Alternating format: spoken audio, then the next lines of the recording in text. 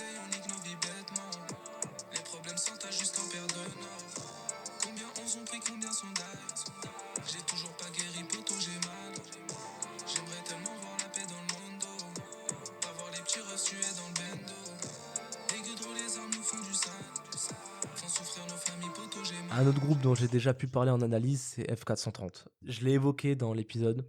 Ils ont sorti un EP Street Quality 2 en tout début d'année, je crois début février, qui est très bon à mon sens. Ils ont réussi à faire la passerelle entre Guapo World et la suite parce qu'ils nous ont déjà annoncé un album pour 2024. Et voilà, l'EP est très agréable à écouter. J'avais déjà dit mes coups de cœur pour mot ou Effet Papillon 4 qui pour moi sont vraiment d'excellents sons dans l'album. Mais globalement, ils gardent un niveau qui est assez bon. Les instrus sont parfois répétitifs comme les top lines, mais sur des sons comme Funky, ils vont un petit peu s'essayer à d'autres styles. Et ça, j'ai bien aimé. Ils sortent peut-être pas de leur zone de confort, mais au moins, c'est du bon son. Je me rappelle quand ils se moquaient, que je trouvais pas ça marrant. Quand ils étaient tous en soirée, que j'étais tout seul dans ma chambre. Quand j'étais tellement jaloux que je disais que c'était que de la chance. Que j'ai ressenti la première fois que j'ai mis un pied en France. Alors lui, c'est un artiste que peu de gens connaissent, j'ai l'impression, c'est Winter Zuko, avec son projet Wintermania sorti cette année. Pareil que Jaja Edina, c'est un artiste que j'ai peu écouté, qui me touche moins honnêtement. Mais quand j'ai vu toute la hype autour de son album, autour de ses sorties, j'ai quand même été écouté, c'est très bon. L'artiste a vraiment son univers à lui, un univers un petit peu sombre, un petit peu bandit, qui sait très bien entretenir. Il y a une DA qui est cohérente, je peux que vous conseiller d'aller écouter. La situation nous échappe. Mon habitat est associé à ce qui est négatif. La grande désillusion n'est pas qu'une philosophie, c'est une réalité. Benjamin Epps, La Grande Désillusion. Je pense que c'est une des révélations, si je peux dire, de cette année. Même si je connais Benjamin Epps depuis 2-3 ans, je dirais, il a vraiment franchi le pas avec cet album. C'est un rappeur qui est beaucoup moins sur la mélo, qui est beaucoup plus sur du rap à l'ancienne, si je peux dire, mais en y ajoutant une touche de modernité qui est vraiment, vraiment la bienvenue. C'est très cool à écouter. Le gars est cohérent dans son univers. D'ailleurs, beaucoup de médias, avec cet album, l'ont quasiment qualifié de meilleur rappeur, meilleur outsider. Je pense pas que ce soit le cas parce qu'il a encore pas mal à prouver et surtout, il est encore en début de carrière. C'est pas quelqu'un qui a beaucoup, beaucoup d'années dans le rap, mais on voit qu'il maîtrise et ça présage beaucoup de bon pour ses futurs projets. Quand je le fais, je le sais, mon gars, va car on mange la flemme. On s'est fait du mal, mais on s'aime bien. La terre montée dans mon cœur, mauvais périmètre. Reset start, c'est les préliminaires. Les étoiles, je vais les catcher comme Teddy Riner. Le soleil, c'est mon itinéraire. Je viens du ciel, petit rimeur. Le chemin est... Alors là, on rentre dans les artistes qui sont outsiders, mais vraiment en dessous, moins connus, avec GR Omega. C'est un artiste qui a basé tout son univers sur l'utilisation de l'autotune, d'une manière assez poussée, des sons un peu planants à la DTF. Et moi, vous savez que c'est quelque chose qui me plaît beaucoup, et je trouve qu'il gère plutôt bien ses sons. Il a sorti 2 albums cette année, un EP Reset Start, et là récemment un album, une mixtape Icar. Les deux sont bons, je vous conseille d'aller écouter pour vous faire un avis, même si les sons sont un peu répétitifs. Le gars est en début de carrière et je pense que s'il continue sur cette lancée, s'il s'applique avec, qui garde sa DA, qui garde sa maîtrise des outils synthétiques, vocodeurs, avec un bon mixage, je pense que ça peut donner quelque chose d'assez bon pour la suite. J'ai plus confiance en l'homme, ils ont changé les livres. Je rêve de finir riche, je rêve du paradis.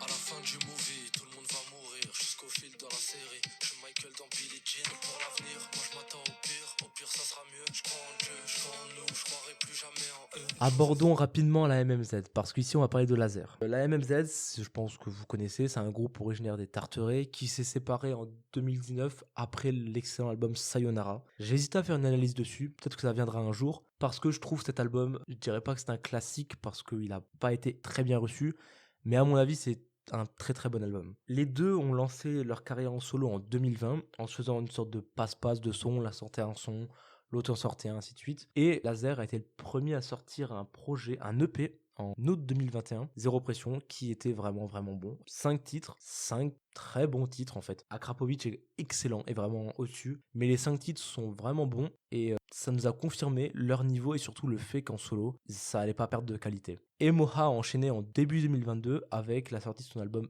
Euphoria, qui était assez attendu, qu'il a beaucoup teasé. Pareil, très très bon. En solo, c'est aussi bon qu'en duo. Les sons comme Omerta, La vie en rose, c'est des gros coups de cœur, quoi. Je pourrais en parler longtemps, mais je pense qu'il faudrait une analyse complète pour voir ce qu'est devenu la MMZ. Et donc cette année, c'est l'année de Laser qui a sorti son projet Bushido. Alors, j'ai pas trouvé le projet extrêmement bon. J'ai trouvé les sons un peu répétitifs, qui sortaient pas de ces zones de confort et que les top lines étaient assez ressemblantes. Mais je me dois de saluer tous les efforts qui ont été faits. C'est quand même un bon projet, même si j'ai pas forcément aimé. L'album est bon. Les sons sont sympas, c'est soigné. Il reste dans son univers. Il confirme qu'en solo, il est aussi bon qu'en duo. Et donc voilà, je me devais, je pense, de le mettre dans cette petite liste. Car t'as grandi t'es du bien. J'ai plus envie d'être humain. J'ai plus envie d'être humain. J'ai plus envie d'être humain. J'ai plus envie d'être humain.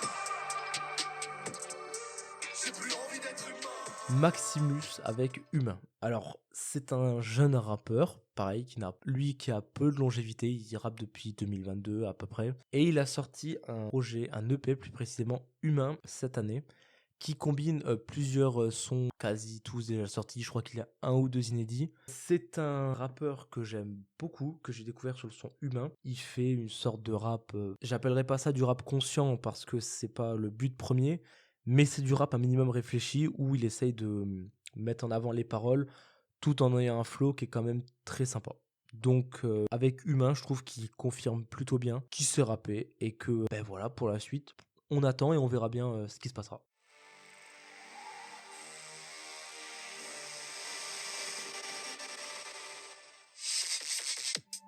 Alors comme ça tu disais que pour moi c'était mort. Moi je préfère encore le voir pour le croire. Comme boulette marron faut rester fort.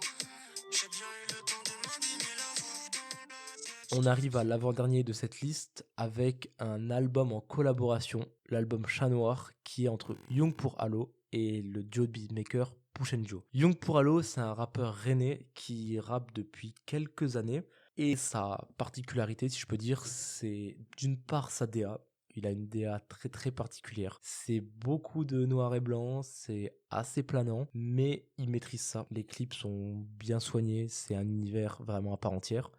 Mais sa particularité sonore, c'est son utilisation de tous les instruments synthétiques qu'on a aujourd'hui, que ce soit l'autotune, les vocodeurs, tous les effets de réverbération. Et c'est vraiment mis en avant dans ses projets. Et là, avec son album Chat Noir, donc en collaboration avec Push and Joe, je pense qu'il a vraiment pris l'opportunité de travailler avec des bons beatmakers pour pousser le délire à fond. Les instrus sont parfois très très électroniques. La voix part dans des effets assez particuliers. Je trouve que c'est très bon, moi j'en suis assez sensible à ça et j'ai vraiment bien aimé le projet. L'intro Goons est très bonne, le son avec 34 Murphy, Woodstock, pareil c'est mes deux coups de cœur de l'album. Mais si vous aimez l'univers, je pense que tout le projet globalement vous parlera. Elle voudrait que je l'aime, mais je sais qu'elle n'aimera qu'elle même en pensant que c'est la bonne. Quand t'avais tout dans tes mains, que le ciel en témoigne, tu m'avais dans la peau. On laissera les souvenirs s'effacer, comme les fous rires qu'on avait dans la coffre. Comme ton regard quand je montais sur scène. Et enfin, le dernier de cette liste, qui est, je pense, inconnu à tout le monde, c'est un rappeur qui s'appelle Kamas, qui rappe lui aussi depuis cette année, fin de l'année dernière, et qui a sorti son projet Atlantide tout récemment, là, il y a un mois et demi, en octobre. Alors, le projet est bon, c'est du rap, on va dire, assez classique, qui allie mélo et un peu plus de rap, un peu plus de kickage. Je trouve que pour un premier album, il a plutôt bien réussi son pari. Eu un coup de cœur pour le titre All Day qui, avec des bonnes paroles, avec un bon flow, est excellent. Mais globalement, il essaie de soigner les paroles de tous ses morceaux et de combiner ça à des instrus qui sont plutôt très bonnes. Donc forcément, un bon flow et un bon beatmaker, ça donne quasiment tout le temps un bon projet. Donc voilà pour cette liste non exhaustive de bons albums ou de très bons albums de cette année. Bien sûr, j'ai pas pu tout citer, j'ai cité ceux que j'ai écoutés. Voilà, je me permettrai pas de parler d'albums que j'ai pas écoutés ou dont j'ai seulement lu des critiques. Ce classement relève plutôt de mon avis personnel, mais j'ai essayé d'allier un petit peu tous les styles pour pouvoir faire découvrir le plus de projets à tout le monde. Voilà, c'est fini pour cette première partie, et on se retrouve dans la partie 2 pour parler des déceptions de cette année 2023.